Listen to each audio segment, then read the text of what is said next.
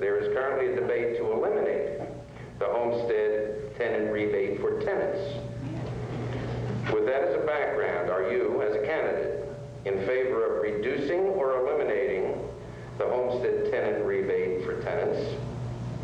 Secondly, leaving the homestead tenant rebate as it is. Thirdly, eliminating the one remaining inequity by making the minimum rebate the same for everyone. And first, we'll call upon Mr. Ismail.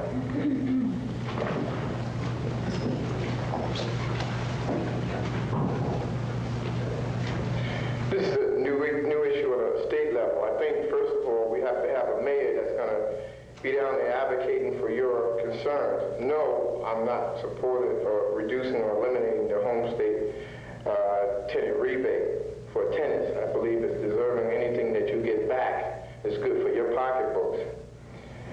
I'm also, and I'm not really too sound on the benefits of eliminating the one remaining inequity by making the minimum rebate the same for everyone, because again, we want to look at what is best for you. And I believe that the city, the administration, needs to come up with some sort of connectiveness with you, the tenants. And that hasn't happened. It's hard for any head of a city to make any kind of decision without you playing a part in it. So we're here to assess the best equitable plan that is best for the tenants, and that's what I'll do.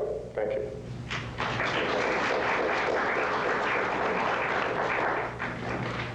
All right, next we'll have, well, Jim, actually you're a little out of order. I want to keep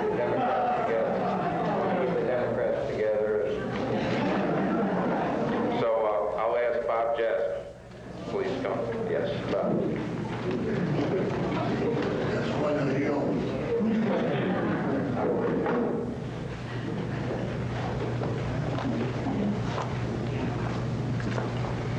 The tenants are as much to the community as anybody, as important, if not more important, to the health and welfare and being of a city.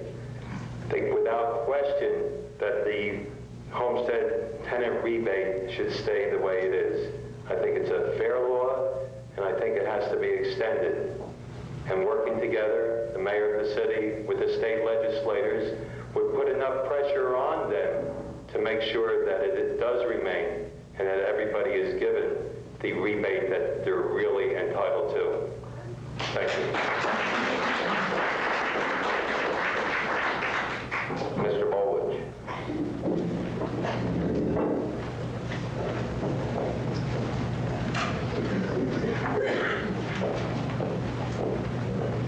The homestead rebate in its present form is acceptable, and this mayor would support it strongly. And if I was in Trenton, or if I was holding two posts, similar to what the present mayor holds, both the assembly and the mayor's job, I would be in the Trenton fighting to maintain the homestead rebate as it is. I would also be in Trenton fighting to maintain and to develop programs for the city of Elizabeth. It's interesting to note that in the last 5 months since the mayor has been serving on the assembly, that he's only introduced one bill in the assembly.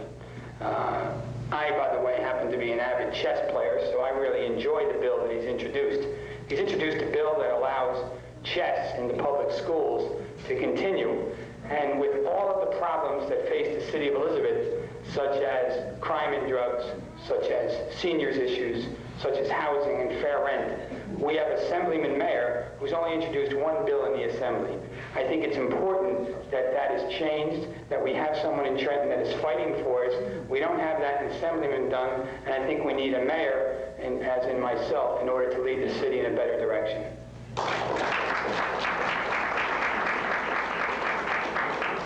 Thank you, Chris, and he's going to try and beat me up here next time. Jim Dembeck, the Republican candidate. Any politician that says they want to do what they're saying they're going to do and save money should take the viewpoint that the homestead rebate has been a boondoggle, a political ploy since the day one. Now, as you remember, remember, originally the homestead rebate was for property owners, and tenants got a $65 reduction on their income tax. I was against this from the day one. Though I know a homestead rebate is needed, a homestead rebate is good, but I objected to the costly mechanics where every single person got a check from the governor right before election time with a 29-cent stamp and an envelope, when all he had to do was issue one check to the city, one stamp, one letter to every community in New Jersey, and let it be taken off their tax bill. That's the way this should have been. But the governors that instituted this, they wanted from politics and a political ploy that you got a check from your governor. So whether we need the homestead, it's fair. But the way it's administered and the mechanics are costly and political. As for the tenants, I'm happy to see that they finally included the tenants in a later law, amendment to the law. I am against any tenant getting subsidized housing, getting the maximum of $500. We, through our tax dollars, are paying for that subsidized housing now.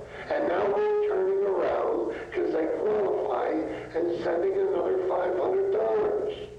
Let's get politics out of homestead tenant rebate and do what's equitable.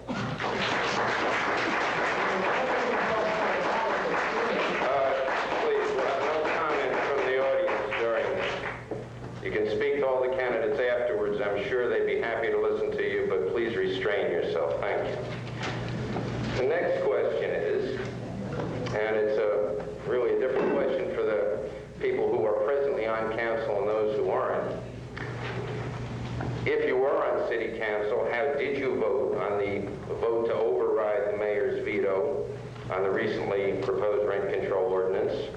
And if you were on city council, for the others, how would you have voted on the vote to override the veto? And please explain why. And first, the Republican, Mr. Dembeck.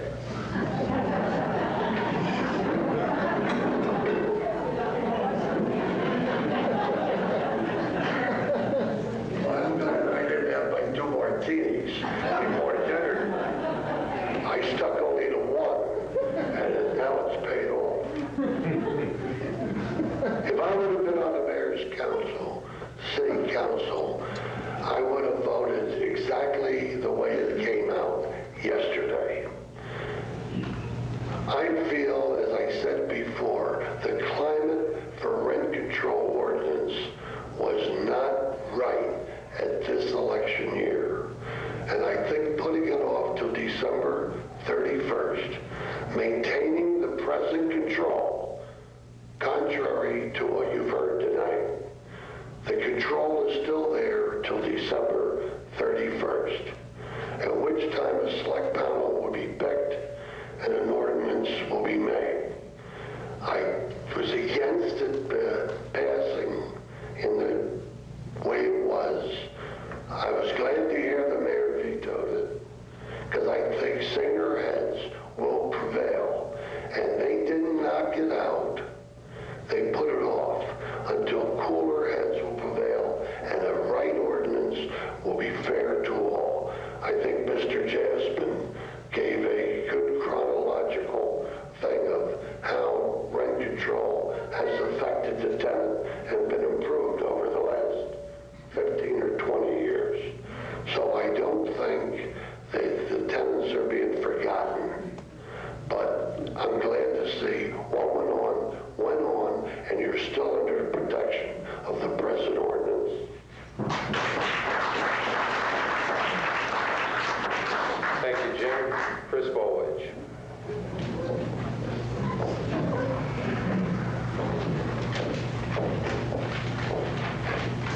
I introduced the ordinance to override the mayor's veto. I supported the override of the mayor's veto. I think when you debate an ordinance, you have to decide which way you're going to go on the ordinance, and you have to vote the way you're going to listen, and you're going to hear the debate, and you're going to be a part of the process of that debate, and then you cast your vote, and you cast your vote, and you stay with your vote, and you listen to the arguments of your fellow colleagues and the information that you can supply and you can read, but you don't vote if you don't have information. And it's your job as a councilman to get that information. It's your job as a legislator or as a mayor to know where that information is and then read it and then cast your vote in an educational manner. You don't decide halfway through the process. And this argument that I've heard here earlier, that you take hotly contested issues out of the political arena, what are we here for? We are political people. We should be debating the most important issues in a political season. You don't debate issues when people are hiding, or people are in the winter in their homes, or in the hot summer down the shore. You debate the issues that most affect you, the people of the city of Elizabeth, in a political season, because that's when people are listening and people are paying attention. I, for one, as I stated on City Council the night of the debate, I will debate any issue at any time with anyone. In a political season, I think is the most important time to debate an issue. This of pushing it off and giving it to a committee and giving it to December or January and letting it extend it is just because you don't know how to vote, or you don't know how to veto it. As the mayor said, he wants to veto the ordinance and push it off. I think if you know what you're doing, you're able to make decisions at any time of the year.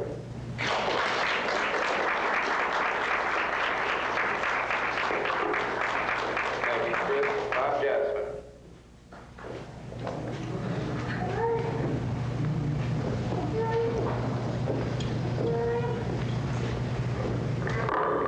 If anybody doesn't know out there that I sustained the mayor's veto, well, I did. I did it for certain reasons because we did not have enough input. A letter that we received, and just to show you that we did not have enough input, or to tell you, it was a letter addressed to Mr. Pillow, the city clerk. The tenants of Hayes House, Chilton Towers vehemently opposed the presentations made by the United Tenants of Elizabeth and Elizabeth Tenants Association under Section 6, increase in rents. Their proposal do not reflect the opinions of the tenants of the city of Elizabeth. These people are suffering untold hardships caused by unemployment and radically reduced incomes. We feel that had the membership of the organizations been polled, the results would have been for no increase in rent. It's signed by Mr. Herb Brown and Ben Utterman. In life, there's things that we try to avoid. Debt and taxes. And I'm going to include at this time rent increase. They asked for no rent increase. The property taxes in the city of Elizabeth in the last 5 years went up 57%. The sewer charge, which I voted against, the sewer charge in the city of Elizabeth went up 70%. They have to be paid. The fair share has to be distributed through everybody. The tenants, you cannot expect the property owners to absorb these expenses.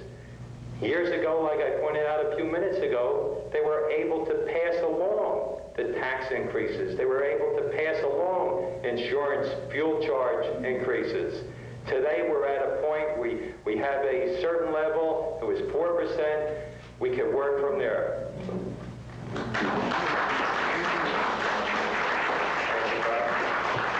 Salaam, Ismail. You know, I kind of question both sides, the members of the city council and the mayor's motivation around this, and kind of question if their real interest is tenants. When this issue came up, or when it became a controversy, you heard councilmen trying to find the best position to take. You had some saying that they support the sliding scale of 5 to 2%, and you had some councilmen saying, well, we support the current rent control issue. Then you had some councilmen calling the tenant association and various other tenant groups and finding out their position, their balance of take. And so the timeliness of this, sure, it's important to address issues during election period. But how you deal with those issues, how you present those issues, how you collect those issues and bring them out to you, the people, is one that raises some concern. And there are always times when political season, when these issues, now the politicians are so concerned about you, the people. But have any of these organizations been called together with the property owners, with the mayor, and with representatives of the city council to sit down to work out a feasible plan for all the tenants? Have any of the city council or the mayor or any other concerned bodies set the tenants representative down in the city council and others to talk to you about a plan that can benefit all the tenants, maybe not even 1% risen on any of the rent scale? I don't think that happened. At least I haven't heard it happen. Until those type of things happen, then you're going to always find out later on or read in the paper that these politicians came up on the day of election or around the time of election season to say, well, this is best for you. And you're going to find the divisions that you now experience today. I don't support none of the motivations of the mayor or the city council in this position on rent control. I believe that they should table it until we can sit down when you don't have to justify one political aspect or the other, where you can sit down, when you can have a collectiveness of the tenant groups and the property owners and the mayor and others, and then come up with a feasible plan. Because I did read in the paper, one of your representatives from the tenant association kind of like gave me the impression that they pretty much either satisfied or kind of like saying, well, it ain't too bad. So it raises some concern of that statement that I read in the paper. And I just think that this is not the time to do it where people can play political football with it, when people's lives and pocketbooks is at stake. Thank you.